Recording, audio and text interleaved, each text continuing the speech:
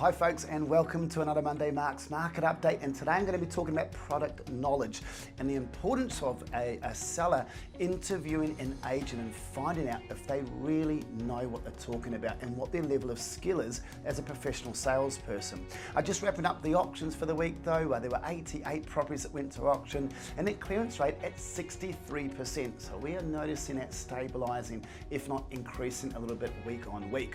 Okay, so let's talk about where agents add value in the process of selling a property as employed by a consumer or a seller. And there's a number of areas where I think agents can either really stand out or really drop the ball on behalf of their clients. So things like understanding unapproved structures, what they are on the property and the implications of them. So for example, did you know that a pergola, if it's covered and over 25 square meters, needs to be approved as far as the government's concerned? However, if that same structure has the covering removed, so the covered area is under 25 square meters, the same structure doesn't need to be approved. So you need an agent to explain things such as that. They need to be able to understand comparable sales in the area and be able to articulate the differences between how one property differs from the property that agent is selling on behalf of their client. Even knowing things like where the hot water system is, the type of it, whether it's electric or gas. They are the sort of things that I feel an agent needs to know. On gas, if there is no gas at the property, is there the facility to do that, and what would a quote cost to bring, for example, gas cooking into the property, which a lot of people still like. What about the internet? What is it? NBN? Is it ADSL? And whereabouts is that located, and what are those speeds? These are the sort of things that we're going into detail for. What about the size of the outdoor entertaining space, rather than just saying there's a large outdoor entertaining space? What about quantifying that and saying it's a 35 square meter outdoor entertaining space? What about the size of the garage? It might not just be a double garage, it might be 45 square meters, which is significantly larger than a normal double garage, which is 36 square meters. What about the rental potential? What about just having that available so a buyer didn't even need to ask for it? It's already done at the start of the process.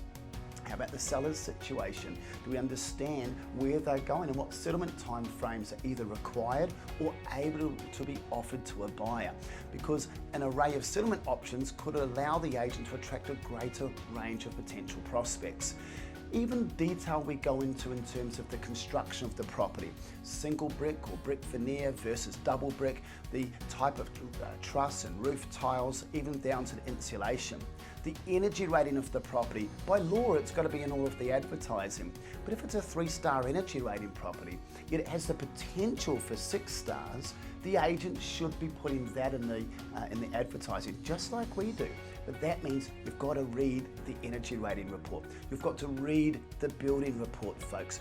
The agent's got to read the contract. It might be, if it's a strata development, they've got to read through that to work out what the admin and sinking funds are in the complex, the contact details of the strata manager. What about who the developer was, or even simple things like how high in the building that unit is and which direction it's facing. You'll be surprised how little of this information is brought into the advertising that I see out there as an agent. And this is where the shortcuts in the industry are.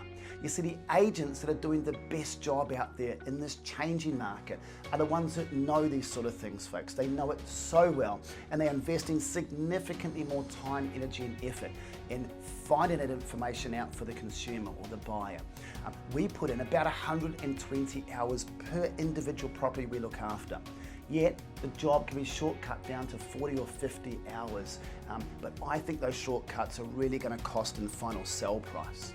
So that's my learning to you folks, a bit of a long-winded one today, but I just wanted to touch on only a few of those extra things: time, energy, effort, attention to detail and skill level that a great agent's going to invest in knowing their product. And when a buyer walks in and goes, how old is it? Where's north? Where's the hot water system? What do the sellers want to do? And what's the roof covering?